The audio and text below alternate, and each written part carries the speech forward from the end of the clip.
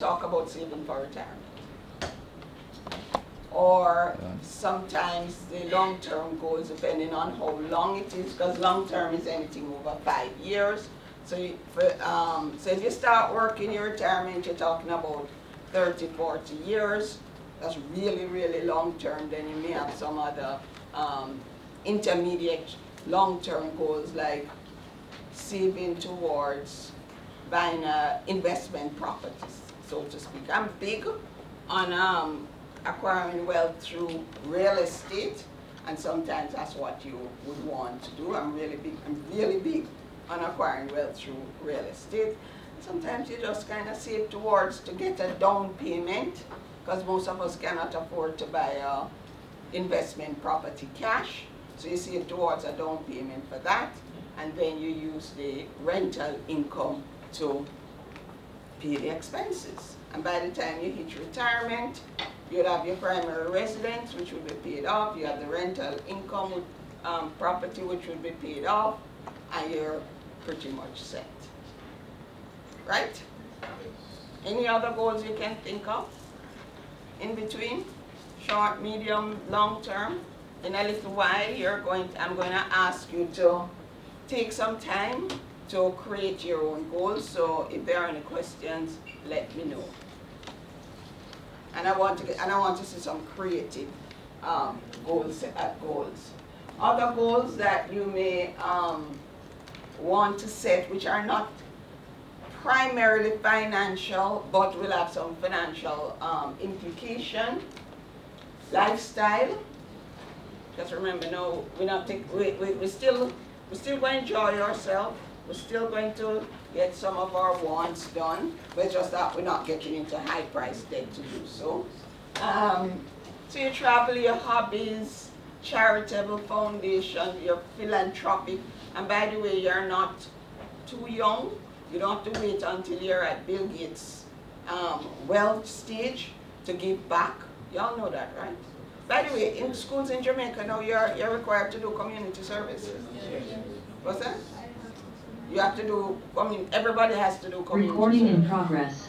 Okay. So yeah, so they're getting into the habit of giving back. So sometimes you're giving, when you're much younger, you're giving back in time. As you get older, always consider giving back, even if it's a couple of dollars, so you plan for that.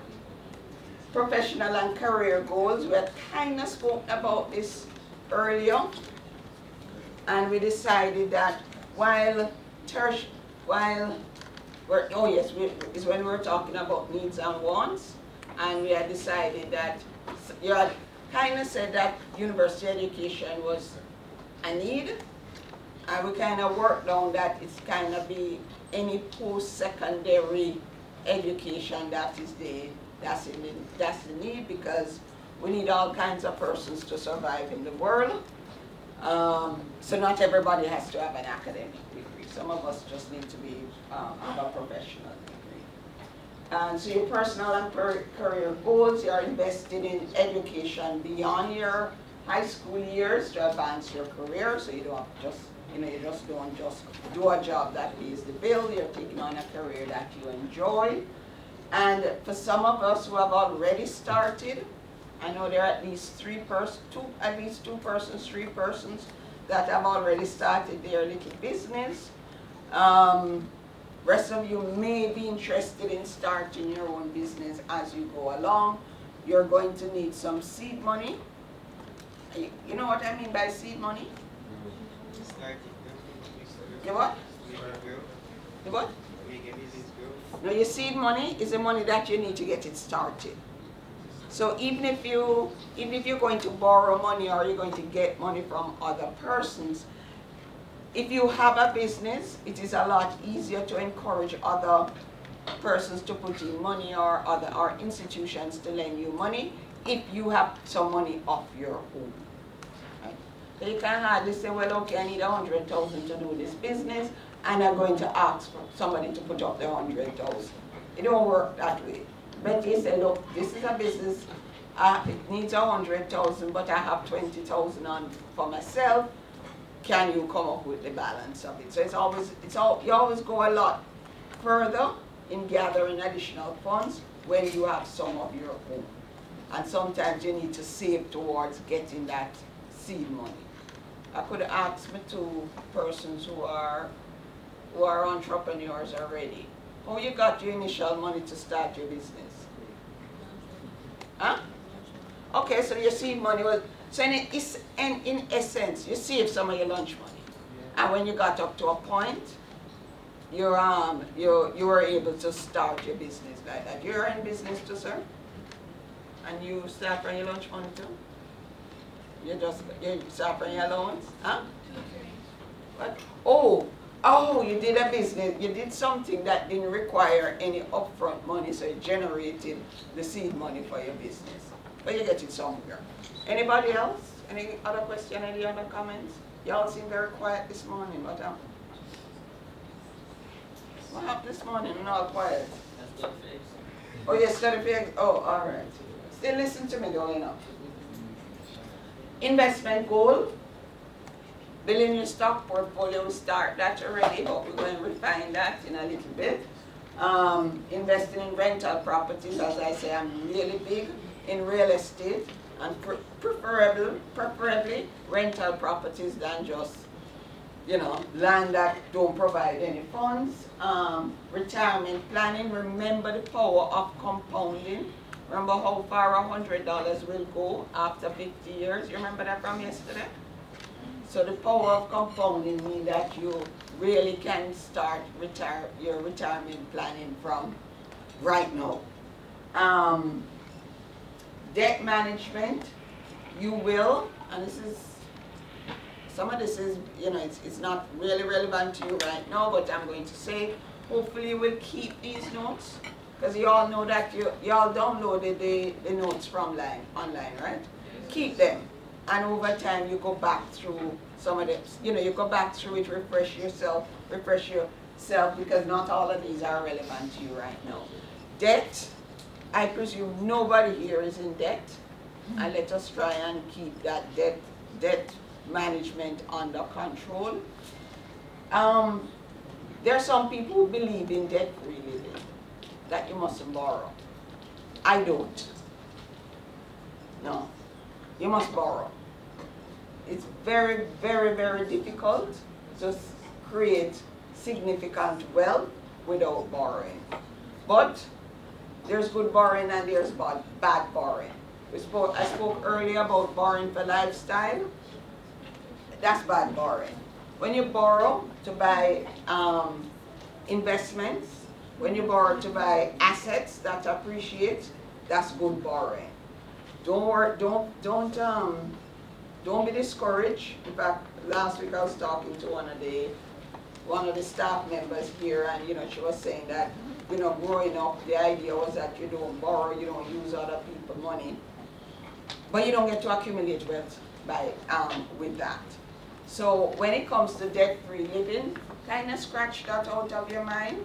Just make sure that what you're borrowing for is to purchase investments, assets that can generate income, or assets that can appreciate in value, like your stocks. You're buying stocks not so much because of the amount of dividends that they're going to pay, but because the prices are going to increase over time. And borrowing to buy stocks is highly risky, but there's nothing wrong with it, because you're buying things that can appreciate in value. Now, as you get closer to retirement, like me, I am moving myself out of debt. So as I get closer and closer to retirement, I'm retiring my debt, I'm paying off my debt, and not taking on any additional debt, right? Because that's when stop work. But when you're young, when I was young, I had no problem in taking on debt, and I borrowed money to buy all kinds of assets that can appreciate. I know I can reap the benefits of that and pay off the debts now. So that's why I say for a younger person, you want to use debt to purchase income generating or capital appreciating assets. And I won't touch the last one, which is improving your credit score. That's a whole lesson in itself. And none of you, I don't think have anything. There's something called a credit score that lenders will use, banks will use to assess how good a risk you are. And you always want to improve your credit score to get the best terms and conditions on loans. But that's here. All right. Any questions on the different types of goals that's there? You have your basic, dividing your goals into short, long, and medium term, and some additional goals that you should have that may not be directly financial, but have financial implications. Any questions on that? Yes, no? All right. Now, how do you actually set? So those are the goals. The question is, how do you actually set those goals? And the acronym that is oftentimes suggested that is used is a SMART acronym, meaning that you must be specific in your goals. I want to create an emergency fund in 6 months, and that emergency fund must be, I want to create an emergency fund of $6,000. I'm going to do that in 6 months by saving $1,000 a month. So you're being very, very specific. So you're defining the time. Well, actually there's one for time. But you're defining what the goal is, how much you want to achieve, and how you're going to achieve it. So that's the first thing. Your goals must be specific. It must not be, oh, well, I need an emergency fund. That's not a goal. I mean, that's a goal, but it's not specific enough. It must be specific. It must be measurable, right? Because what does not get measured, or what cannot be measured, doesn't get counted. And it needs to be measurable because you're not going to know if you have reached the goal or where along the path you are in reaching that goal if it is not measurable. But also always make it measurable. And if you make it, if it's really specific, you will find that it is measurable. So I'm creating an emergency fund of $6,000, right? And I'm going to do so by saving $1,000 per month. That's very specific. I can measure it because I know how much what my goals are, and I know how, the plans for it, and therefore after month 6, after month 4, I can determine whether or not I am on track to meet that goal.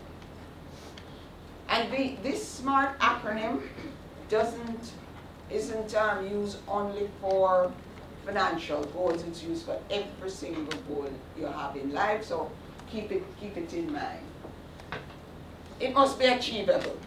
It does not make sense to set lofty goals. Oh, I want an emergency fund of $2 million. When your only income, when you're earning, you do a little odd job here and you're getting, 2,000 or 3,000 a week. So set a goal of emergency fund of getting an emergency fund of $1 million after a year, and all you're earning is $1,000 a week. That is not a goal that's achievable. No pie in the sky. You know the expression pie in the sky? When I don't use expressions? No. But not the old people expression. All right. But pie in the sky means that it is all the way up there and you can't reach it. Right? Relevant, it must be consistent with your life goals. So whatever it is that you want out of life, the goal that you set must be relevant, or put it another way, must be one step towards you achieving your life goals. So your financial goals and your life goals, remember the life goals? Some of these things are on the in the second and third column. The financial goals that you set must in some way be related to your life goals. That's relevant. And the other one is time bound. And that's part of being specific. It must have a start, it must have an end. All right, so that's just that's this set of this set of tools in terms of setting your goals is any kind of goal. Just, folks, promise me that you're going to hold on to this SMART acronym. It will work in everything. If your goal is studying for your exam, if your goal is whatever it is your goal, if you organize it according to the SMART acronym, you're well on your way. Not just for finance, but for everything in life. Any questions? No? You're good? All right.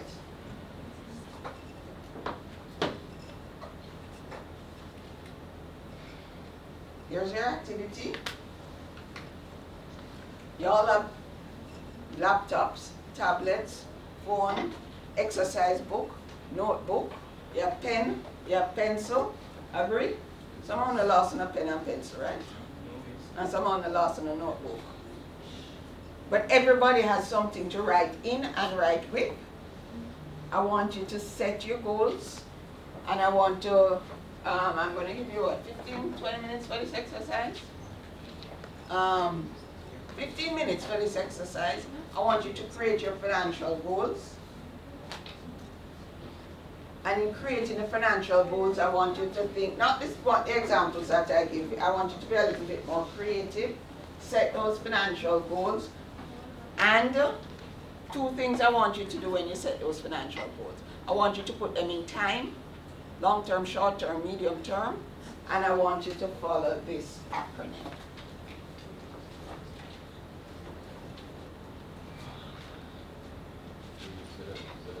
So that's your long-term goal is to find, so that again? You want something to be compound interest, and what else? I want to invest it so that when I grow up, I use it For retirement purposes, all right. Very nice lifestyle goal, very nice goal, but you know what, two things you're missing? You don't give me a specific time. You say retirement, which kind of suggests that it is long term. But tell me, because some of us want to retire at 65 and some of us want to retire at 45 and some of us don't want to retire at all. So are you looking at a 30-year span or are you looking at a 25-year span?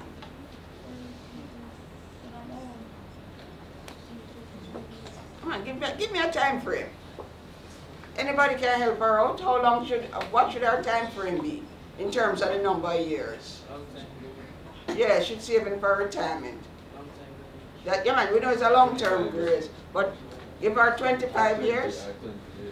So you're going to be investing for 25 years. Okay, let me ask you. Let me work on that in a little bit more specificity.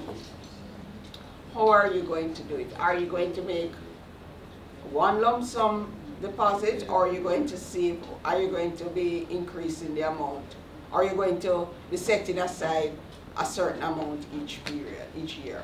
I'm going to add a certain amount, so maybe like $10,000 at once, and then over time, like if I get rich, when I get rich, I'll invest more and more into it. So. All right, so you're looking at your goal. This is a long-term goal. You are looking at a 25-year period that starts now with 10,000, and as time goes by, you're going to add to that. Now that is specific. Because, you have clearly defined the goal. You haven't given me a dollar amount, but well, you have given me a dollar amount. You can measure it. It would be nice if you tell me how much you want at the end of the period, whether 2 million, 3 million, 10 million, or whatever. You can measure it because you can see how you are progressing through time. It is achievable because you have put some parameters on how you're going to increase it over time. It is relevant because saving for retirement is relevant, and it has time bound because you're starting now and you're going to finish in 25 years. So that's using the SMART. Thank you very much for your bravery in sharing that. You want to share? So one of my goals is to save for college, and that is medium term. And for specific, I want to save from now up to the end of high school. For measurable, I want to save 50K for college in the next 5 years. Achievable, I want to put $2,000 every week until I reach my goal. For relevant, one of my life goals is to go to college, so wanting to save is a financial goal for my life goal. And time bound, I'll be able to save for college from September 2024 to September 2028. Man, you hit them, you hit it. Go to the top of the class. Spot on. Spot on. The only thing I would say is you might need more than $50,000, but you have to work with what you have. So excellent. You're just having a savings account so that you can, as time goes by, you can finance any one of your wants. And then for medium term goals. Wait, hold on. Before we finish that, so you told me the time frame. I said from now until I graduate from high school. Okay, and that is whatever, 2-3 years or whatever. Okay, so you have the time frame. You specify, you can measure it. $2,500 every month. That's unachievable. It's relevant because you're going to use it to finance college, etc., etc. Put aside for emergency, what have you, and you have your times. Thank you. So then for medium term, this is like a continuation of my short term goal. So this is going from like 2024 to After you finish high school. after I finish high school, maybe I would like 5 years or so. I would want to be able to save also like $5,000 every month in case I need to pay up some student loan or so. Just to have it in case I don't get a job right out of college, so I have something to pay back so it doesn't. That sounds like emergency fund you're building up. Yes. And then another one, like when I'm in college, I want to be able to like get a job, like maybe an internship or something, and be able to sustain like a cheaper car payment. Cheaper. I like that. You know what I like about you? You're consistent with the fact that you want a car, or you need a car, whichever way it is. So you're working towards your goal of being able to have your own reliable transport. Because I think I'm going to just get a used car, like as long as you can carry me somewhere, and it look nice with me in it. Even if it's a Pro Box, it will carry me. So for that, I want to be able to sustain like a cheaper car. And then for my long-term goals, I want to be able to save like at least $50,000 a month, like when I buy like anything. I'm able to like furnish it to best. Okay. All right, thank you very much. Martin, you agree with them goals, you hear them goals, you just nod. All right, who is next? All right, morning everyone. Wow, I'm hungry? Yes. Oh Lord, why did I ask that question? So what has been happening so far? What have you gotten? What have you learned? Lots of stuff. Huh? Lots of things? Oh. All right, so today I'm actually from the stock exchange, and my role really is to educate persons about the stock market, right? So I am basically put in charge to start different educational programs. We actually have several school programs. So we have our high school program, and we get students from like third form to sixth form, mostly fifth and sixth, but we are open to other groups coming to us. We actually have a stock market game that individuals can play. We have tertiary, and we have workplace. So we start, and we actually have a primary school game that we're starting off. So it is, the market is for everyone to understand and to get involved. Now today I'm going to look at the stock market, how it works, how do you benefit, and basically get you, give you an idea of, let me one of these. No.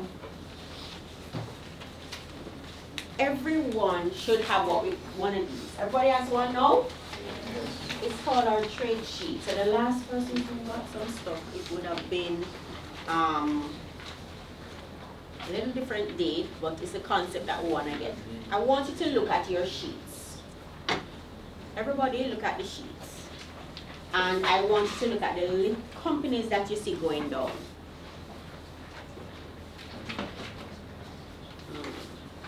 And I want you to look across and look at the closing price.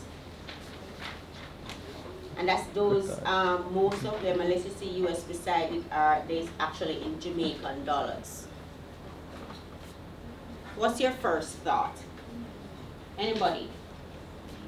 By looking at the companies, looking across at the closing price, what jumps out at you? So the closing price is whatever the date that your sheet is saying.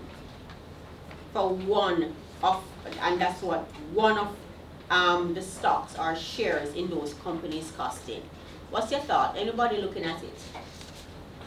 Yes, sir? I was looking at the highs and the lows and how Mhm. that really popped up to me that most of the companies, the highs and lows are only like 3 digits or connected only like 1, 2, like Okay. All right. What about the closing price? When you look at a company like Berger Paints, and when you look at a company AMG Packaging, let's look at some of that we know. Carb Cement, Honey Bun. What do you think about the closing price? What's the thought that come to you? So you can invest in any of these companies and buy one share in these companies for that cost. Yeah, cost. What do you think? Very expensive? No, Huh? I was seeing it's pretty low. Then that me ask you what to think. What is your thought when you look at the price and look at the company? Yes. I think that the prices are too low for the company. Okay, the prices are too low for the company. So hear what? This just proves that anybody, even you, can become a part owner of the company because they're not expensive. So I want you to look at a company, identify it, tell me the closing price and what the company, any company that you see there, and what you think the company does. Anybody, any company looking familiar? Yes? Trans Jamaica. Mm-hmm. 0 point Trans Jamaica. Trans Jamaica. So Trans Jamaica Highway closing price 0.02. That's not so.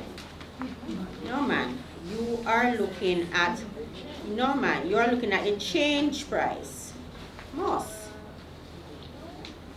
Alright, hold on. Trans Jamaica Highway can't be so cheap. Can't be so cheap. Yes. Me too. Listen, Go girl. all the way out to the end. Alright, so look at so you're looking at the one with the 8% or just the limited? The Trans Jamaica Highway, which one you looked at? I'm seeing something totally different. Alright, somebody else look at Trans Jamaica and tell me what this is. Yeah, the closing cost. 0.02. Where is that? The bottom. Oh, the bottom. Oh, because that is in US. Okay then. Yes. Oh. Okay then. I'm like, What? Alright. Anybody else? Any other company that you've seen and you know it? Honey Bun. So you like the donut, don't? And the cinnamon roll, don't? What's the cost for that? 8 cents, actually $8.09. Honey bun.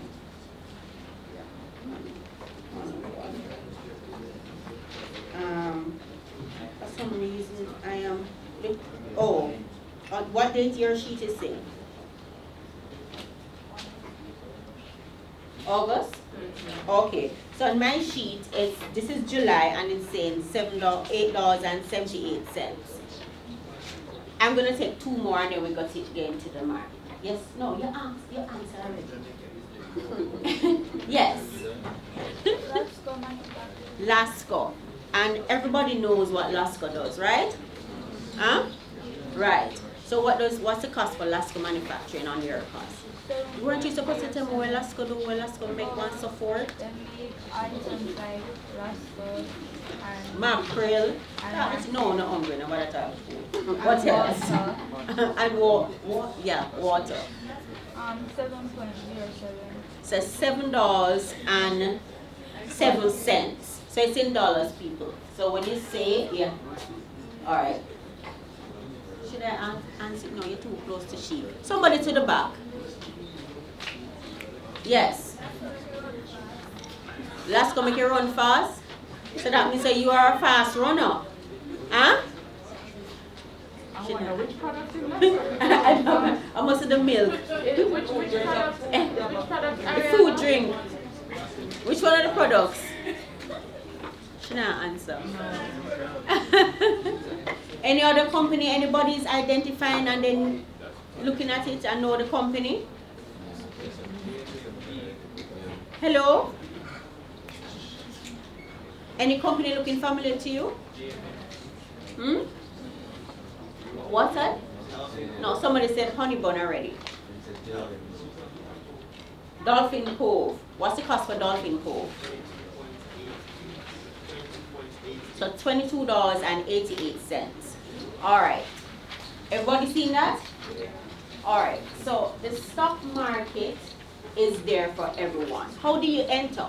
What is it about?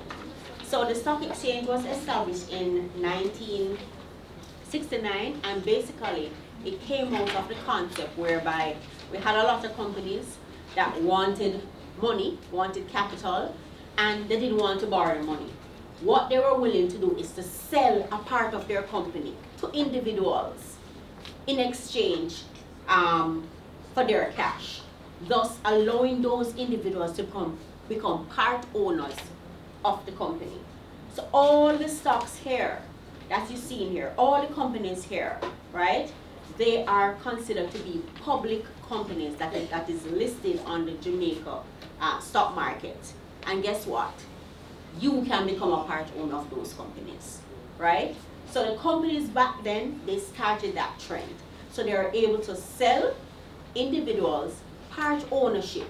So all of these companies, persons can become a part owner of, and they will benefit. And we'll talk about the benefits. So you're able to become a part owner of the company. So like people will have opened the fridge and I know what they want. No, we don't have any of those persons inside here. Just open this and say, what do I want, right? So JPS is listed. So JPS, you can become a part owner of JPS. The honey bun eaters. Anybody eat Grace products? Right. The ketchup, the sausage, right? So, yeah. Certain pizza can't eat ketchup, right? Right? So we are saying that you can become a part owner of those companies. So the companies, they were able, through the existence of the exchange, to sell individuals a part of their company in exchange for cash. So, and then we had individuals out there, they have their money and they want other means to make wealth, to make or create more wealth, more money on their money. And the companies was there for that. So therefore, the stock exchange started. So our stock market started in that respect. How you go about it? You have to go through a stockbroker. The inside back cover, and listen, this book.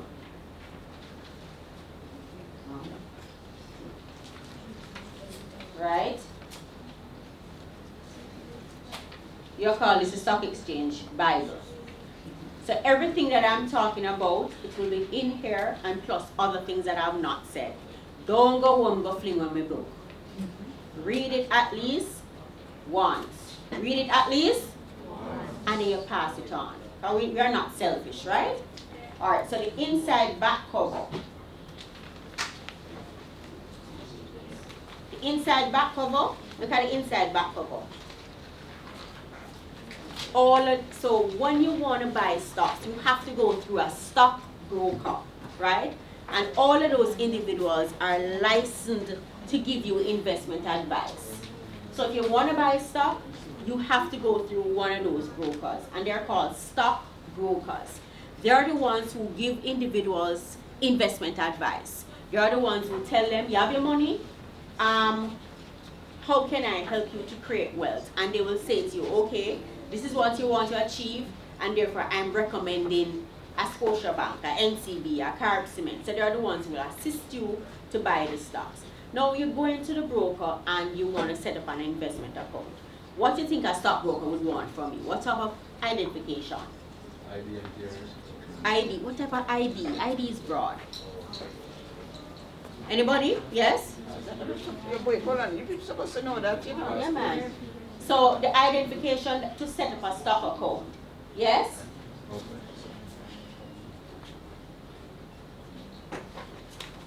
I didn't learn sign language, but help me somebody. So your TRN, yes, they would need that. What else? Huh? Refer people. No, not at this point. Not in this case. Anybody else say a TRN? What else is required to open a stock account? ID broad, ID anything. So your passport with your TRN. Anything else? Say government, so it would be your voter's ID with your TRN. What else? Your driver's license, right? They would need that, right? To start, open the account. Now guess what? The age range to open a stock account on your own is 18 and older. Sound sad? Yeah, but guess what? All is not lost. Your parents can actually open the account for you so that you can be a joint holder. My son has had stocks from open a stock when he was about grade 3. About grade 3. So yeah, that was like age 7, thereabout. Right. He's trying to be. I know he's 18. He said, "Oh, mom, I can't work with you," because apparently you get too big now, right? So, your parents can start and open the stock account for you. So look at the cost. Do you think you can afford any of these stocks? Yeah. Of course, right? And you think, tell me now, you think NCB making money? Yes. No. Grace Kennedy? Yes. Carib Cement? Yes. Every many people are built, don't? Yes. Right? So we are saying that you can become a part owner. But even though you can't open the stock account on your own, your parents can open it for you and you can become a part owner. But guess what? Don't leave everything to you say, okay, my parents open the account and therefore it's them alone must put money in there. You can start saving a little because it's a part of saving and investment. You can start putting away a little money and say, Mom, Dad, Aunt, this is to my stock account along with what they're putting. Sound good? Yeah. Yeah? Alright, how you benefit? You're investing. When you have a bank account, what do you expect to get? Interest. Interest, money, right? So you can also get money from stocks. So we're saying once you are a part owner, right? So your friend come and say, what company would want to be a part owner of based on the list?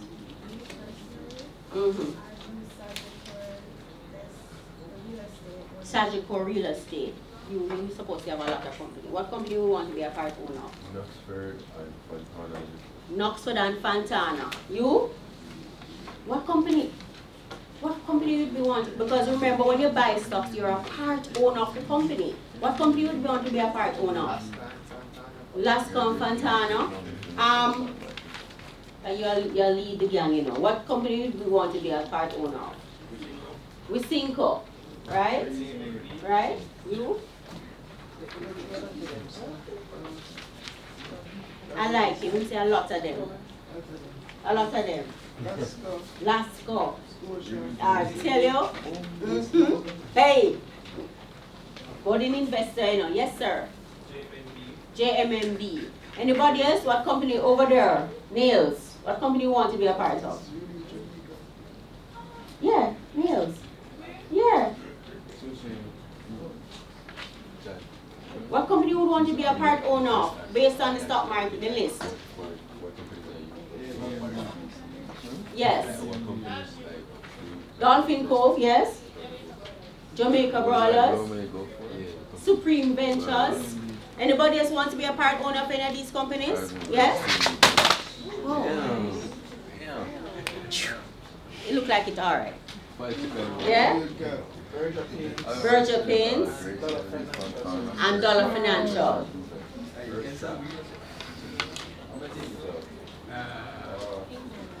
Kingston Wharves, yes. What company?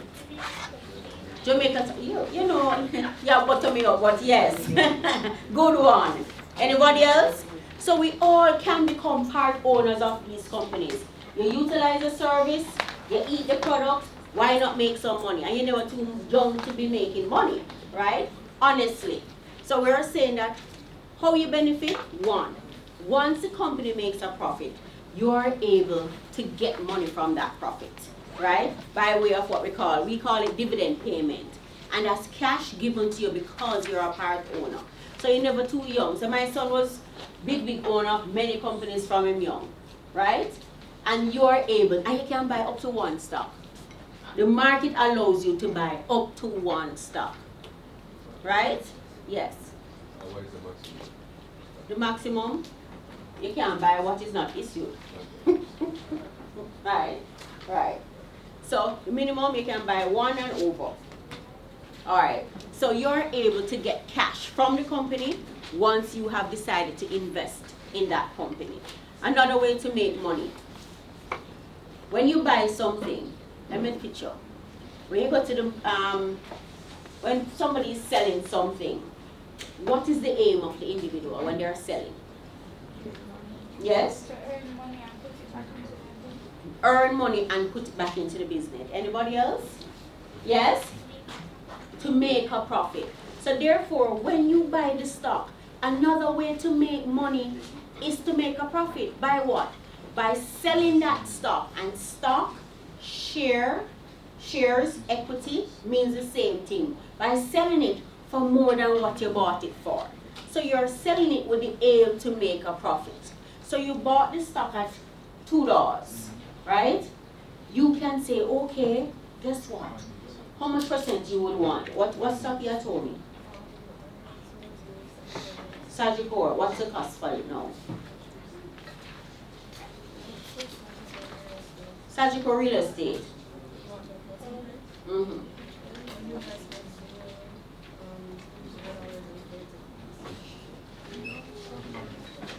Alright, let us use another one.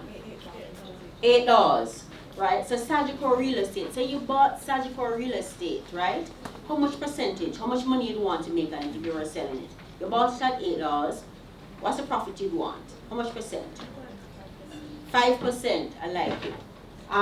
What percent you would want if you bought Sagicor at $8? What percent you would want? 0.001 or 0.56, something like that. Me like you. Alright, anybody else? You bought a stock at $8. What's the percentage you would want? 10%? 50%? 100%? Well, I'll tell you, you're able to make up to 100 or 200% on a lot of the companies, right? Over time. So you are able to buy the stock at a particular cost and resell it for more than what you bought it for. So that's how another way to make money. So one, you would make money from what? What did we say? Profits? Huh? Right, so dividend payment, so that's cash given to you from the company, right? And we're saying no, you can make money by selling the shares, and we call that capital appreciation. So you're able to sell the stocks that you buy for more than what you bought it for. Sounds good? So I can know I make the money. Hmm? They say too young? Never too young. I like that. So you're able to buy the stock at a particular cost and resell it for more than what you bought it for. Another way to make money on the stock market is what we call it's bonus issue. So the company can't give you any cash, but what they can give you is actually free shares without you paying for it. Right? Free shares sound good? Yes. Huh? Sound weak, man. At lunchtime, no? Alright. So we're saying you are able to make additional money, yes, because the company will give you free shares. So they might say, a 1-for-1. Every one stock you have, they give you 1 on it. Every one stock you have, they give you 10 on it. A 1 for 10, right? A 1 for 20. And then when you get that, you are able now to sell that if you wish and get cash. So that's ways in which you can make money on the market. So you can make money by dividends. Profits. What else? Profit. This side. Who else? Selling the stock, which is capital appreciation, right? And what else did we say? Free stock, which is bonus issue. So dividends, capital appreciation, and bonus issue. So dividend is what? What is dividend? Cash back from the company's profit. And then we are saying the capital appreciation is what? Selling the stock for more than what you bought it for, thus making a profit. Right.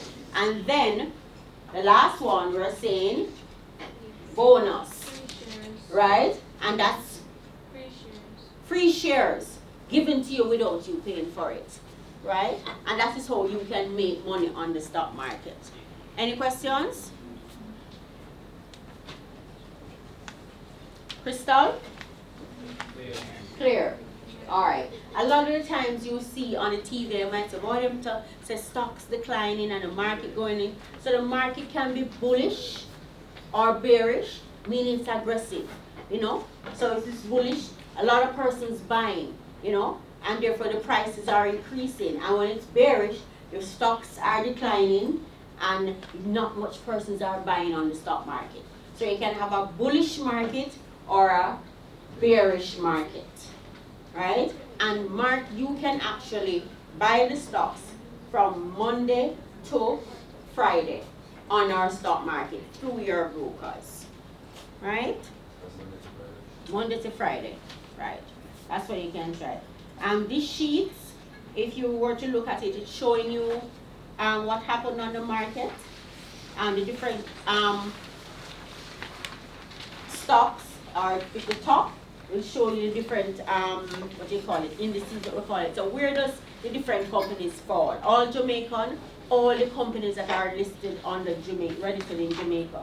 JC Select, 15 most liquid stocks. So those are all repeat. You can buy it, you can sell it quickly, right? Cross-listed, you don't have to buy it in Jamaica. So you can buy it in Jamaica or outside of Jamaica, whichever market it's on, that you can buy it on, right? And you can buy stocks in the US, and it's all the companies that are financial companies. They say how well are they doing on the day, right? And then you have main manufacturing and distribution. So all the companies that would come under that is telling you. On the list here, it's showing you the decline, the stocks that decline, well, the stocks that have paid out dividends so far. Just cash to the shareholders, what has happened in terms of the value and the volume and the high and low.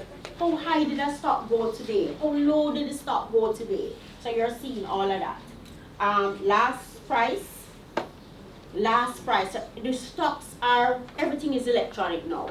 So when you want to buy stocks, it's all about electronics, right? Closing price, how the stocks closed on the particular day, right? And that's a weighted average.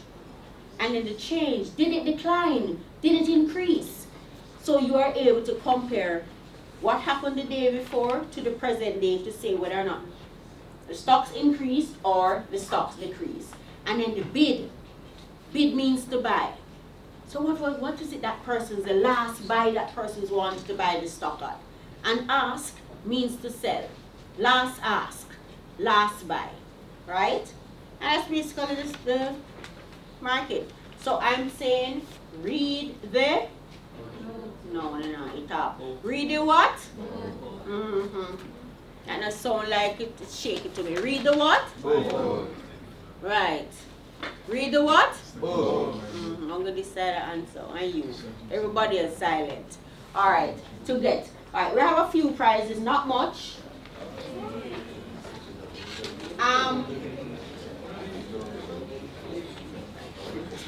right. For those of you who go Sunday school,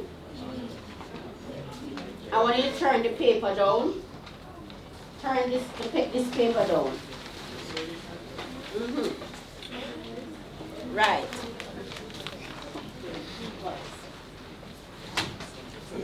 All right. Sword in, well, no, lie. Oh. So sword in hand. Everything that I've given to you. Everything that you have from me. Sword in hand. No, see no sword in, oh, what is happening here? Everything. So sword in hand. All right. I need, you didn't get it? Did you get anything? Okay. All right. So I need the 2 stockbrokers that are listed that you can go to buy shares. 2 stockbrokers. Go. No, you have to wait to be identified.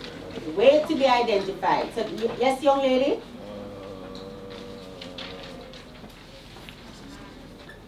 These men are always at the sign language. Yes? Yes?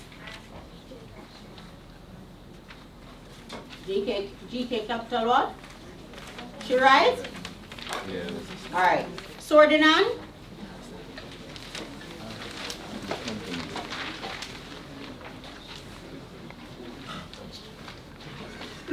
Two companies that are listed on the stock, and you're going to get your prize shortly. 2 companies that are listed on the stock market that start with a D. Dolphin Code. No, wait, no. So that's, scratch that. I didn't so go. Okay. Alright. Sword in hand. Sword in hand. Alright. 2 companies. Hello. You see that's no. Alright, let me see if anybody have any clever idea like him. Alright. So 2 companies that starts with I that is listed on the stock market. Go. I create an image plus. You're contesting it? No, I didn't hear. Okay. Alright. So we're going 1, 2. Okay. Alright. 2 companies that is, what is so easy? Come in, you should have tell me what the company do. Don't. Yes.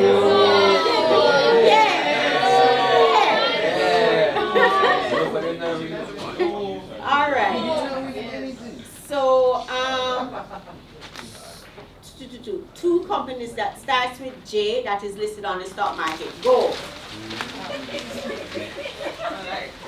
Hey. Ma'am? There's JPS that provides light to Jamaican. Yes. And there's JMMB Group that's a bank. Okay. Alright. 3. Alright. Let me switch it up.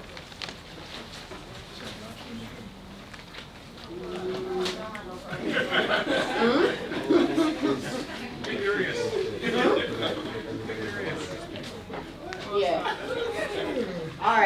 So let us see. I've discussed several things, right? I put your swords down, and we did say that what year was this? Yes? 1969. All right, all right.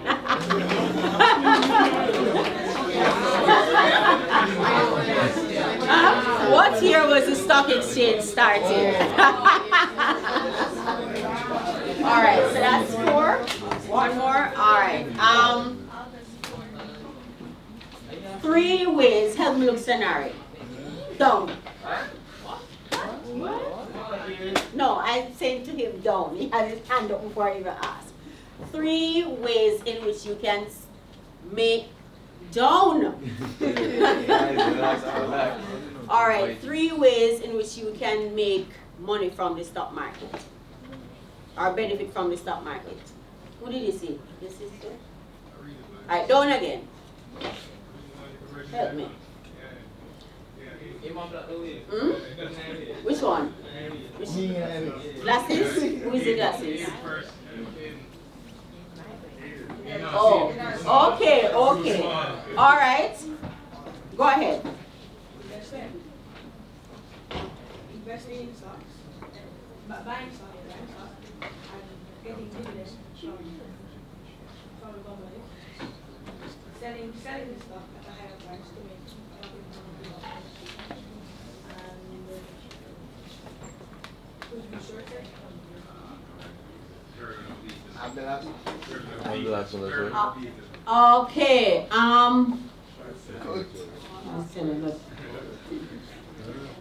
That's what I'm looking for. All right. How do we do this now? All right. Hands down. 3 benefits from buying stocks on the stock market. 1,000? Alright, cool. So you can invest in stocks and make money from them that way. You can sell stocks and you can get bonus issues. So, yeah, bonus issues. Yeah. All right. Is he right so far, I think? Yeah. All right. What else? You can invest in stocks and make money from them that way. By earning dividends. All right. And Dividends. and Yes. selling stocks. Yes. What's another thing? Dividends. Yeah. All right. I'm still waiting for the third one. Selling stocks on the market. Selling them. Selling stocks on the market. Okay. Selling stocks on the market. Can you not- And what happens when you do that? Oh, sorry. You earn money from the shares. You earn more money from the shares. So it's really making a profit, say selling it at a higher price. Should we give him? Yeah. Okay. So 1, 2, 3, 4. Huh? 5, 6, go back and forth. I think we have more than Oh, okay. All right. So you did well. You did well. Everybody, settle. What we're going to do for the afternoon, we're going, just before we break, just before we went for lunch, we're looking at setting your financial goals.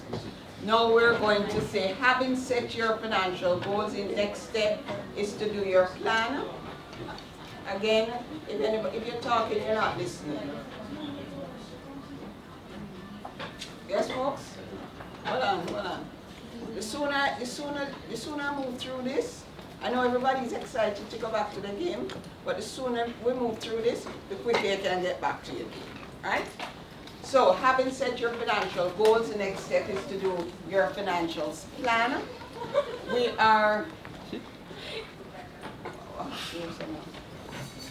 We need to separate those, right? We need to separate those 2 ladies. Okay. Okay. We need to set our financial plan. It would be interesting and good to go through a financial plan in class, but we're not going to do that today. I'm just going to look at the steps of going through the financial plan. The very first thing that you're going to do in your financial plan is to figure out where you are. Assess your current situation. This might be for a later date, but you're going to look at what you own and what you owe. Your list is going to be very short at this point in time, but get into the habit.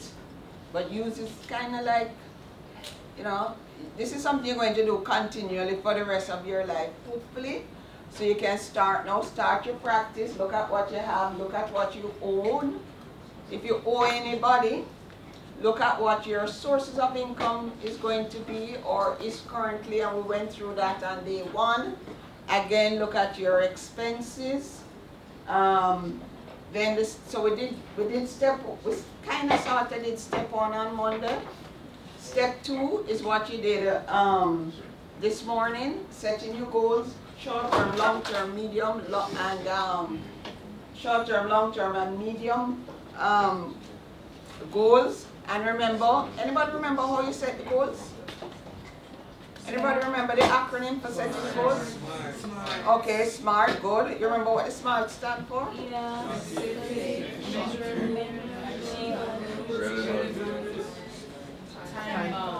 Beautiful. All right, so she's set on setting your goals then. The next thing is to look. You don't have any debt yet. But when you're doing this in your later years, you will look at your current level of debt. You definitely can look at your current level of savings. I heard some savings goals this morning. And Martin would have told you that you save some of your lunch money, you don't have to eat all of it. You're looking out for potential opportunities for investment. The stock market people from JC came and tell you that, you know, you can afford to buy the stock. It's not that expensive, and somebody yesterday was saying that they have a lot of $20 coins. They have a lot of $20 coins. You know, you can put that together, and you can look for potential opportunities. The one big thing should be written in bold here: look out for scams. There's going to be a whole lot of people, whole lot of email, whole lot of stuff on social media that going to tell you that do this, do this, do this, because you're going to get X, Y, and Z. Don't believe it. Do not believe it. You remember the first day, one of the things we said what personal finance is not? Yeah. Scams are usually get-rich-quick schemes. We're staying away from that. Step 4, develop a budget. And remember, tomorrow we're going to play the budget game for real. So you should be working on that. What's that? Hold on. After we finish, I can answer that question. Yes. A what? Crypto? That's a hard question. You know what? So the expert here, you ask him that question. You can answer that question. Okay. You can ask him all of those hard questions. You'll ask Mr. Davis. Yesterday, we went through risk tolerance. Yes? You remember the survey? You remember the questionnaire? And some of you realized that you're more conservative than you think. So you have that. And you remember the concept of diversification because you're supposed to be implementing that in your stock game. Yes? So you're in step 5 already. Step 6. That's why you're all here. You're starting early. Step 7, plan for taxes. We spoke about taxes on day 2. So you have to plan. The government is going to take their taxes, but we know that there are some tax efficient securities out there. You keep them for 5 years, and No tax on capital gains. no tax on capital gains, no tax, but you reinvest without tax too, right? That's right. And then what happens after the 5 years when you pull it out? So as long as you have held the security for more than 5 years, no taxes. But you have to hold it for a minimum of 5 years. If you withdraw before, you're subject to Wait, hold on. tax. So if I take one of these 5-year thing and I withdraw the money after 7 years, I don't pay no tax at all? No tax. Folks, you hear that? Yes. Who on Tuesday was concerned about paying taxes? We don't like tax. It's who? If you were concerned about the paying the taxes, You hear that? Because I thought after the tax, after the 5 years you paid tax, I thought it was only the returns that were being reinvested tax-free. But if you keep it for the 7 years, you get it. You don't have to pay the government again. So talk about tax efficient investment, right? So I can change that from will accumulate tax-free to you hold it long enough and it is completely tax-free.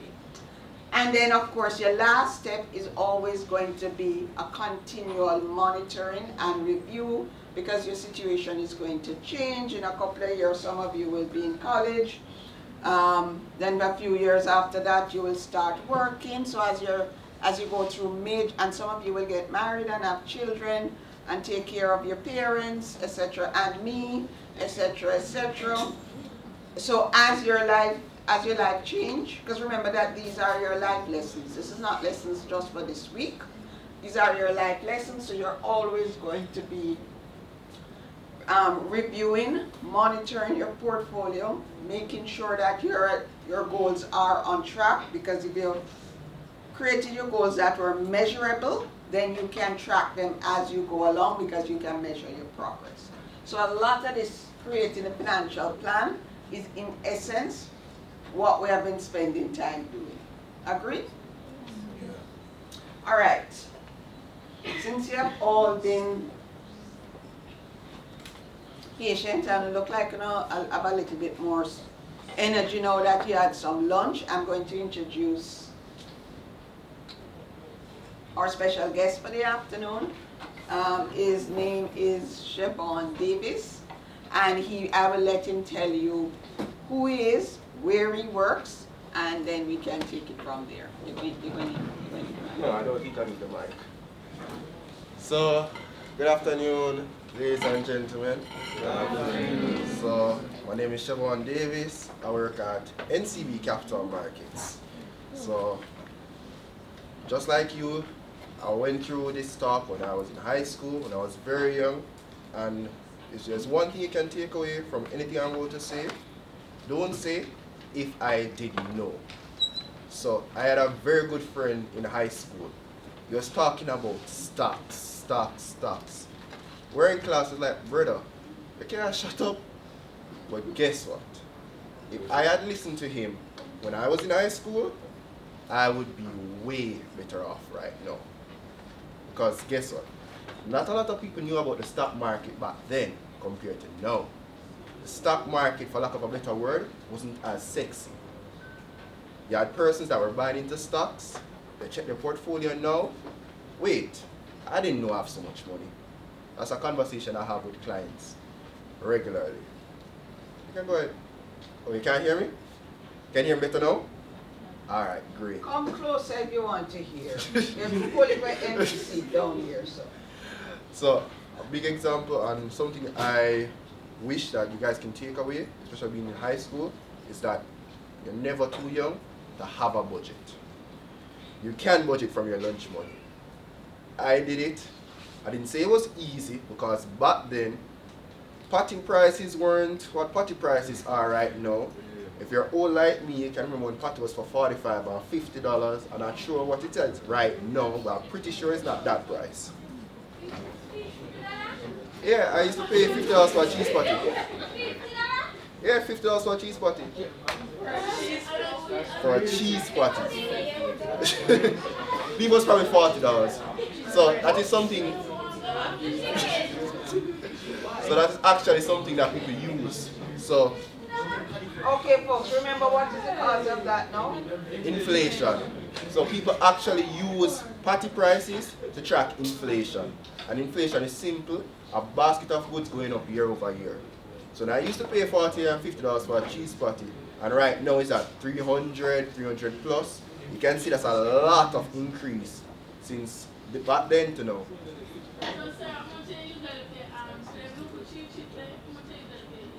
Maybe 15, 20? 15, $20. Things are much more.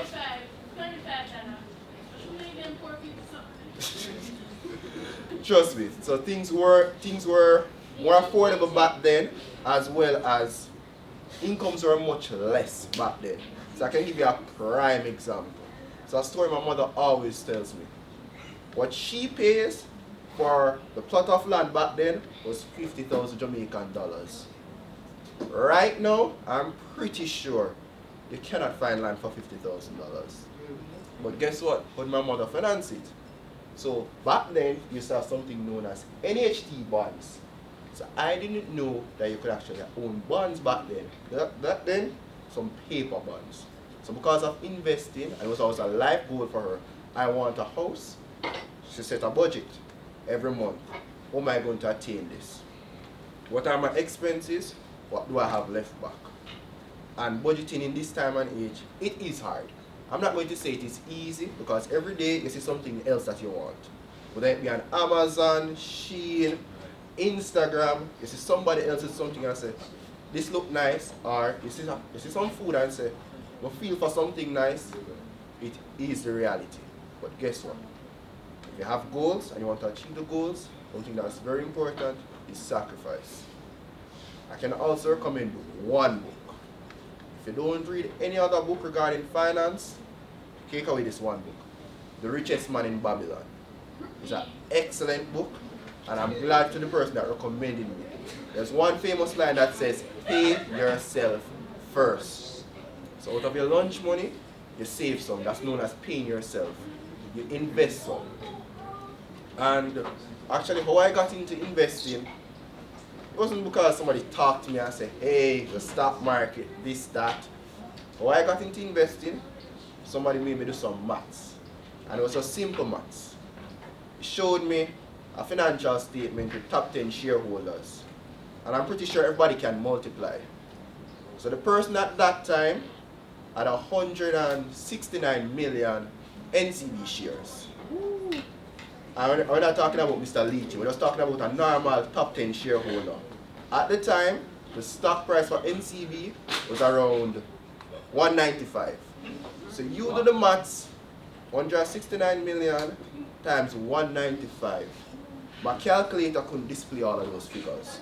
So I said, wait, if he has so much money, why am I not investing? So actually the book is online as well as the audiobook is on YouTube. So you can actually listen to the audiobook on YouTube for free while you're making your commute, you're at home in the summer, and it's a very nice read. No, the audiobook is on, YouTube, and it's a very wonderful Siobhan, book. that's the name of it? Yes, Richest Man in Babylon. Well, I wish I could, but no matter of his busy schedule, that'd be hard.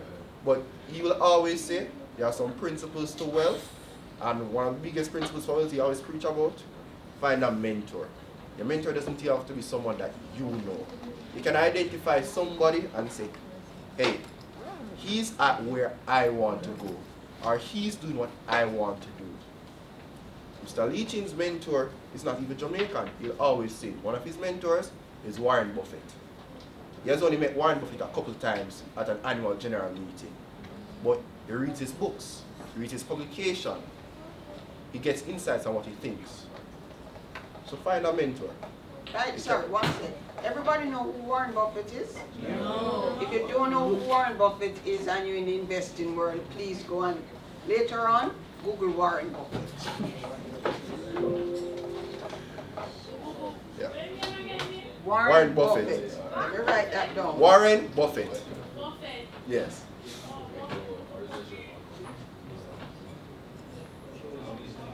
So, back being in high school, I wanted to, so I don't know if you guys still have like jeans day where you dress up, you go to school. Yeah, you still have that? Okay. So you know, oh, I used to wear jeans day because my parents already buy your clothes, you're not going to know new clothes for jeans day. You save, and what I think known as pardon up.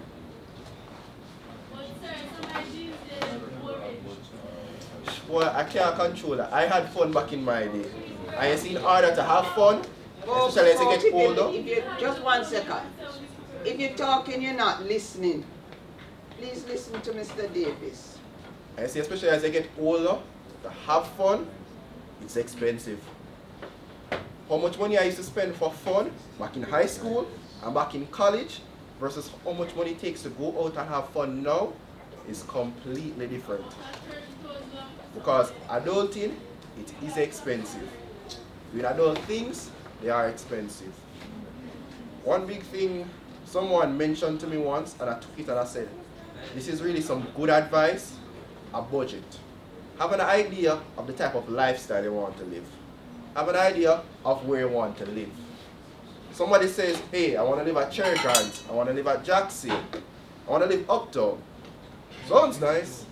What's the price for a house uptown? Anybody knows? Like, any idea what's one going for? So starting depending on the area, it's probably around $75-80 million up. What's the mortgage like for property? $75-80 million. So that's how I found out that, hey, I need to work harder. So the mortgage on somewhere like that, realistically, it's around $500,000 per month. That's just your mortgage. What type of car you want to drive? You want to drive a BMW, you want to drive a Mercedes, you want to drive a Porsche. Hey. No, but they went through that. They went through. Hey, wait, hold on. Did you forget that you did the loan payments yesterday? You forget? You remember you remember which car you can afford? Wasn't it the Fit? The 2016 Fit? Hey, your car loan, if you're looking German, over 200,000. You're young people insurance, German, insurance maybe around 80,000 per month. So I got a reality check and say, hey, the type of lifestyle I want to live, when you put pen to paper and add up how much money you need to make in order to live this lifestyle, I maybe need a second job. I maybe need to start a business. I maybe need to spend some time and invest in myself. People who are living this type of lifestyle, what do they do? A very important and underutilized platform regarding this, LinkedIn. You can find out where a lot of successful people in Jamaica are, what was their career path, what did they study, by simply looking upon their LinkedIn. What did I study in undergrad? Well, I was at like a workshop yesterday, and there were some people who came and talked to us, and the people, like one of the persons there, they own what's it called, Kingston Data, you know what that is? So like they would host like this event where like a lot of big names would come into one group or one space, and they'll basically network, and everybody get to know each other, and everybody, if they need, they can go so and so. Yeah. So never underestimate networking, especially when it comes on to the stage when you want to look at a job. I don't want to be successful. Exactly. So you have an idea how much money you want to make, the type of lifestyle you want, and we don't even reach to the part about saving and investing yet. And you see how that figure is moving up and up and up. But guess what? You're all young, you're all ambitious, you have your entire life ahead of you. And the thing is that you're going to make mistakes. I am in finance and I make mistakes. There's nothing wrong with making mistakes, but there's something wrong with not being man enough or woman enough to admit your mistakes. Hey, I really shouldn't have spent money on that. Hey, I probably should have said no. Being young and saying no, it doesn't sound nice. But guess what? It's an unfortunate reality. Hey, I can't afford it because I have certain goals. And guess what? It's the persons that get used to saying, hey, no, no, no, it comes easier. And so when it comes easier to that point, you just see you ticking off goals off your list. Tick, tick, tick.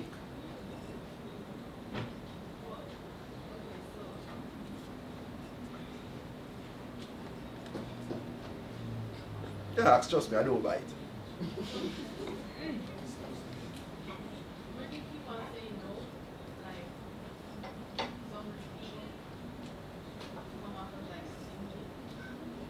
No, when I mean no, especially at your age, let's say somebody invites you out.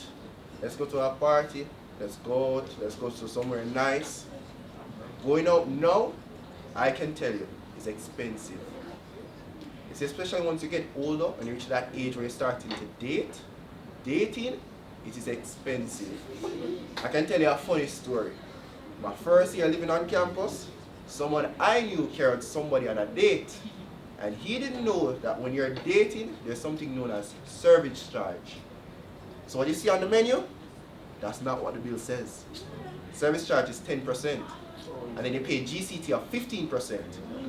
So if your bill was $10,000 and you had $10,000 in your pocket, you're seeing $12,500. How are you going to pay that? So he had to be calling and saying, yo, kinda in a situation, you can help me out. So I took that as a lifelong lesson to say, hey, as if I'm going out, I know that anything I see, plus 25%, I'm good. And that's what I mean by learning by other person's mistakes. You don't have to make some mistakes you make on your own. Some you can afford to learn from someone else. And another is just a point, just to answer at a different perspective. You're worried about saying no too much, right? Trust me. If there are things that are important to you, and the circle of friends that you have, that's not important to them, move on to a different circle. As hard as that may be. Not true. very true. So if you and them not having, if you and your friends, your current friends, and I put them in quotation mark, friends in quotation mark, because you have friends, and then you have the friends that are in quotation mark. If you and them are not going down the same road, part company. As hard as that may seem, part company, you will find like-minded people that going down the same set of, that have the same goals and aspirations as you. Don't be afraid to leave the hangers on and the people who will pull you down behind. Don't be afraid to do that. Sorry, go on. No, it's fine. That's some very good practical advice. And I know some of you, we've been hearing about the value of investing, you should invest, the power of investing. I can give you a practical example. I started investing, COVID was 2020, 2021, July, I started investing. Remember the first stock I ever bought? Cygnus. Right now I'm losing money on that stock till God help me. You see, if you're looking at the stock market as a get rich quick, don't do it. I've been that person on my phone, said, boy, you can't go up. I bought that stock at $25. Right now that stock is probably at 12, 11. But guess what? I learned some lessons. Never you buy something and you don't know what you're buying. That's one of the biggest takeaways from investing. You said you're losing money on that stuff? Losing money in terms of capital gains, okay. However, Cygnus pays very good dividends. Okay. Every year it increases, plus Cygnus dividends are tax free. I was going to say, why not sell it? And then you go ahead and just try another. That's actually a lesson I learned the hard way. So I can give you another example. So I would have learned from, so you might not know this, but Dr. Logan is actually my professor. So she taught me a course named Theory of Finance. And there's a particular lesson that rings home, aversion to sure loss. So I would have invested in QWI when it IPO'd. I lose money so till there was another company coming out. You probably know about it, Fesco. Anybody know about Fesco? Yes. So I was working at NCB Capital Markets at the time, but they were the broker. Fesco came out at 80 cents. And I had a hard decision to make. Should I take a L on QWI to put some money into Fesco because I know that Fesco going to do good. I said, boy, I'm going to ride it out. I'm going to wait. So QWI at a loss. Years after the fact, didn't go into Fesco and I regret it. Fesco came out at 80 cents and it peaked at $8.20 Jamaican. So there are people that put in, for example, $1 million, so 800,000 Jamaican, and 800,000 Jamaican within the span of around 3 months would have turned into 8.2 million. I didn't have 800,000, but I could have taken an L. I'm a QWI because I was sure. Guess what? That's a lesson I take. You're not married to any stock. You're not the CEO. If you feel that it's time to exit, you move on. You try to take emotions out of investing. And as I said, you don't have to make all the mistakes I did. You can learn from some of my mistakes. When you said that your first stock didn't charge tax on the dividend, so it's up to the company if they want to charge tax or not? No. So in the Caribbean, there was something known as CARICOM double taxation treaty. So for any company that is headquartered outside of Jamaica, because they are paying taxes in that country, you don't have to pay taxes here in Jamaica. So whether it's a stock or a bond, dividend, tax-free. Bond interest payment, tax-free. So Cygnus, whether it be credit investments, real estate finance, tax-free. First Rock, tax-free. Proven, tax-free. Kingston Properties, tax-free. And those are just some examples of companies where which dividend payment and bond interest is tax-free.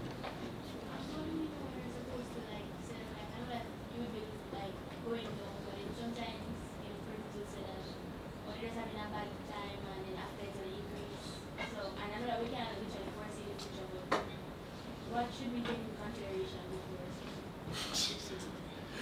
That's actually one of the hardest questions in finance. When should I sell a stock? There are persons that work at hedge funds, CEO for investment companies. And if you ask 10 different people, they're going to get 10 different answers because nobody knows when is the best time to sell a stock. Because everybody says, sell a stock once it reaches the peak. How do you know when a stock reaches the peak? Case in point, I did a course last semester, investment analysis and portfolio management, because I did my master's in corporate finance. So I found a nice little company. I said, yeah, bingo, NVIDIA. I would have never thought that NVIDIA would have reached to where it reaches now. If it was up to me, I'd have sold it a long time ago. But I chose to hell it throughout the assignment. That stock alone made me hit my target and surpass it. Because in hindsight, or as Dr. Logan liked to say, in hindsight, everybody's alright. Guess what? We don't know. Enough persons would have said, hey, you should have sold Tesla 5-10 years ago when it peaked. Nobody knew that Tesla's going to reach where it reached now. You're going to want to move out soon, you're going to have to buy your first car soon. My first car, paid deposit, investment account. Same investment account I started 2021. Because every single month, like clockwork, I said, listen, I'm going to invest. I'll figure out my budget afterwards. Saw a car light, said, okay, this is how much I have to pay as a deposit. Looked at my investment account, press sell. Very simple. But guess what? I didn't have the lessons I learned from investing, financial discipline, the skills regarding our budget. It wouldn't be possible. And those are some takeaways we can have. Because right now, it is very easy to invest, especially in Jamaica right now. You have an investment account, you don't have one, you can open one within minutes. Especially if you're interested in opening an NCB capital markets account, being unbiased. You can open one in less than 5 to 10 minutes from your phone, quite simple. And I just encourage every time I speak to young people the value of investing because I know we're ambitious, I know we have big goals, but I don't think most people say, hey, this is how much it costs, this is where I want to go, this is how I'm going to get there. So take away the skills from having a budget, investing, think like an entrepreneur. See a problem and can fix it, that'll make you richer than your wildest dreams. Because people pay people that can fix problems. Think about maybe a business you can start. Now a lot of people that you see in Jamaica that are turning millionaires overnight, start a business, then what they look to do, have their business listed on the stock market. When the business listed on the stock market, immediate bump in your valuation. Because guess what? Every day those shares are traded. The person that bought into your dream or your vision from early on, they benefit. You benefit from being able to create something. there are more and more ways to make money now. I could have never told my mother I was going to, let's say I want to be a YouTuber or an influencer. You're crazy. Back then people don't even know what is YouTube or Instagram. Right now, there are persons, you go to the bank, you throw them a check, boom. Wasn't the case back then. So don't limit yourself, and you can do anything you want to do, and never be afraid to ask for help. So that's it for my short presentation. If you have any questions regarding investing, personal finance, stock market, on a whole, you can ask.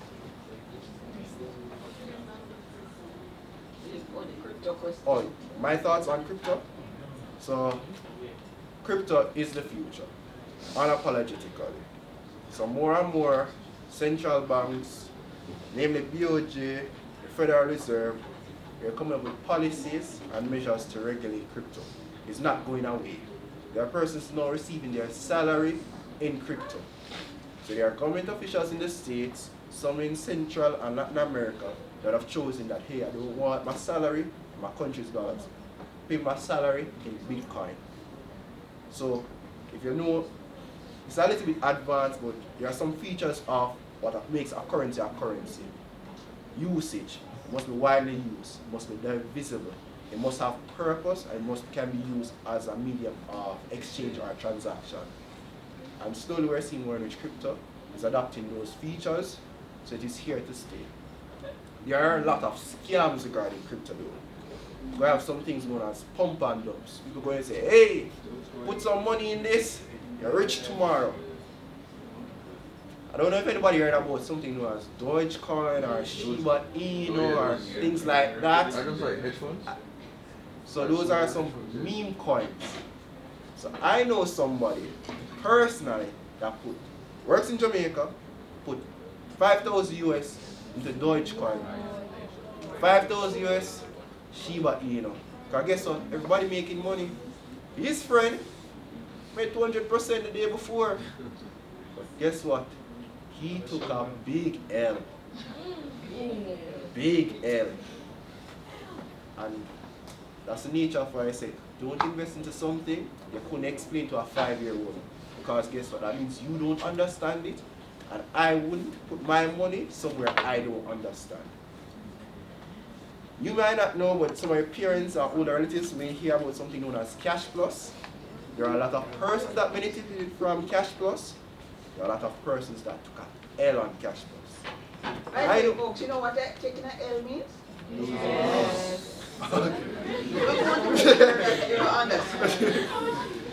So I know people that Cash Plus pay them tuition and buy them first car. And I know people that put them life savings in Cash Plus and drop them. So, not just, they are going to have some of those scams people actually benefit from, but if it looks and sounds too good to be true, 9 times out of 10, it is too good to be true. So, like, for the fees, like when we, buy shares and so on, like the bank is going to take money, how are the fees charged? Okay, so that's an excellent question. So regarding investing, there are fees which are applicable to any trade. And it's not a bank that takes the fees, it's a broker as well as the Jamaica Stock Exchange. So how the fees are set up, we have brokerage commission. So here in Jamaica, brokerage commission ranges from 0.5% all the way up to 2% on the value of your trade. You have something known as cess fee, that is a fee that is charged by the JCSD, which is the Jamaica Central Securities Depository. So every time a trade is executed, a fee is charged because guess what? The shares are no longer mine, I sold the shares to you. Records need to be updated. That is 0.33% of the value of that trade. And then you have something which is known as GCT, which is 15%. Because Uncle Sam, he still wants his cut. But the 15% isn't charged on the value of the trade, it's charged on the value of the fees. So there are 3 fees that are applicable: brokerage commission, JCSD, and GCT. So my advice, shop around for a broker that charges low fees that will pay less. That's some very good advice. Less fees you pay, more money in your pocket. I'll take her question and I can answer this. Will people, like when you talk about scams, will people like purposely put the company on the stock market and then like steal our money after we trade it? So, we learned something called ethics and corporate governance. So by right, as a shareholder, you're entitled to transparency, accountability. You're supposed to produce quarterly financial statements. That means every 3 months, you're supposed to see how my company is doing. Because guess what? I'm a shareholder. Every year, an annual report. Every year, audited financials. You're entitled to go to your AGM as a shareholder. You have the right to speak at an AGM as well as vote. There are companies, not only in Jamaica, but across the region that do impropriety. They cook the books, they manipulate numbers. Very famous case, Enron. If you have time, just Google that particular case, Enron. They did some financial gymnastics in order to make the company appear more profitable than it is. The more profitable the company is, greater the valuation, stock price goes up. But guess what? They got caught. That had huge implications on the financial market and the financial sector. Persons lost confidence. Why would I want to put my money in the stock market when Tom, Dick, and Harry put their money in a company and they got scammed? Because what they believed the company was worth, it wasn't worth that.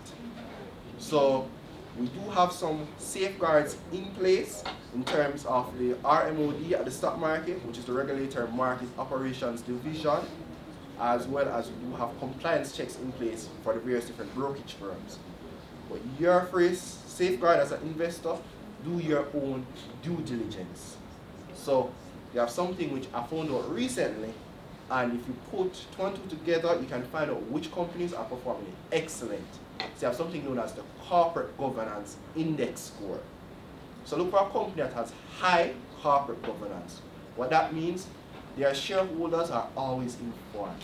Financials are never late. Audits are never late. You can always communicate, you can send them questions and email and they will answer. And most times you see companies at the top of that index, and when you look at the companies at the bottom of that index, if you do a Google search of the companies at the bottom of that index, you'll find some news reports that are like, 2 and 2 really makes 4. And it goes like 1 or 2 examples You know which one is going to. So unbiasedly, NCB is always at the top when it comes on to corporate governance. And NCB and GK are the 2 top performers. so we really do invest and spend time in terms of our investor relations. So actually have an investor relations unit.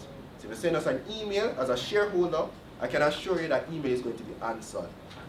On the quarterly investor briefing, every 3 months on YouTube, you send that comment, they're going to acknowledge as much comments as possible and answer. Those they can't, they send out a response regarding those questions. Similar for GK. So those companies, you have a certain level of confidence in terms of, hey, I believe that when this and this person signs off on these numbers, they're accurate. And you also look who's on their board. Are they reputable? Because people, your reputation is the biggest currency you have. I don't want my reputation to sink. So if I don't feel good about a particular company, you'll find that not other persons, they resign from the board. Because I don't want to be in a place that you're going to question my integrity.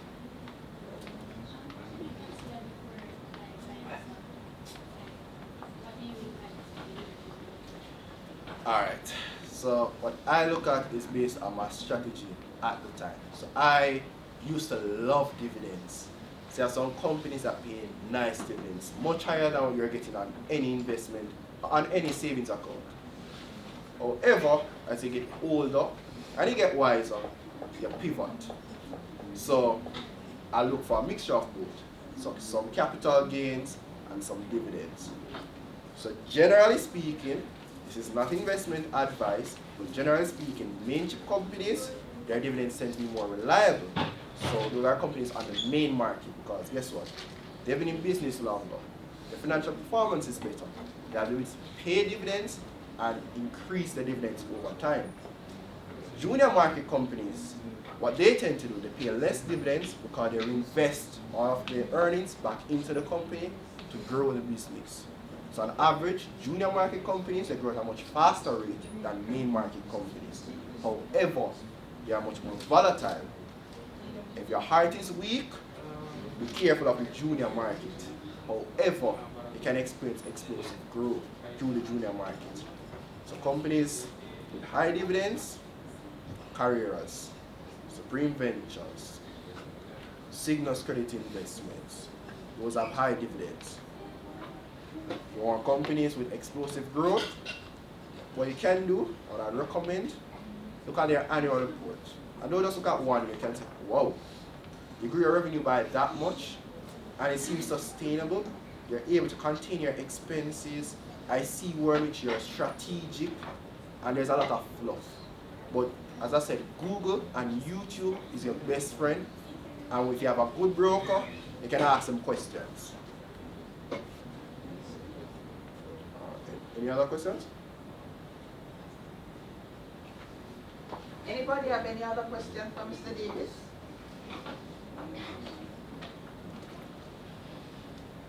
Well, thank you very much, sir. We appreciate it. I appreciate it. There's one more question. One more? Oh, sorry. NCB again. What's that? What position? Your position? Okay, so I'm a World Support Officer at NCB Capital Market. So the same questions that you ask me, I answer on a day-to-day basis. So persons that are interested in opening an investment account, I guide them through the process. From opening their account, getting started, moving digital, because right now, investing, when I say, is way easier now than what it was back then. I used to have to send emails to my broker regarding place this trade for me when the Jamaica Stock Exchange had a minimum trading block. So the lowest amount you could purchase in any company was 100 shares. So when NCB was 190 and it's 100 shares, that's 19,000. I'm young. I couldn't just spend 19,000 on just 100 shares at NCB. JC has over time evolved and now minimum 1 share. So you can actually begin investing no matter how young you are. There are companies on the market that are sustainable, that are growing from as low as 50 cents all the way up. So the barrier to entry to begin investing has been removed significantly. And it's not hard for even a child to begin investing because you have your parents or guardian. Go to them and say, hey, I'd like to begin an investment account. I have certain financial goals. Can you sign with me at an investment account at a brokerage firm? And any reputable brokerage firm will accept you and will guide you. Now, you can invest online. 2 clicks, that's it. Now, invest is now mobile. So about NCB Capital Markets app. Face ID, buy. I could have bought a stock in the time it just took me a while ago. Because guess what? That's where we want the market to be. We want more persons to be included in the market because this is how you grow wealth and build wealth through the financial markets.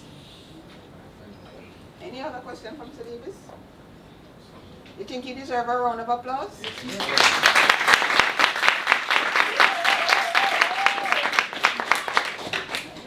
you very much. It was a pleasure. All right. All right. Anybody know what's the age limit for the minimum age to join LinkedIn, to sign up for LinkedIn? 18. Oh, so you still have, some of you might be able to join now, some of you still have to wait. Right? But LinkedIn is actually a good networking place to be. So as soon as you hit the correct age, don't lie about your age now. As soon as you hit the correct age, make sure you join, make sure you sign up for LinkedIn and you can follow a whole bunch of people and see what's going on. All right, what we're going to do, you still with us? All right, what we're going to do, they have a stock market game that they're playing through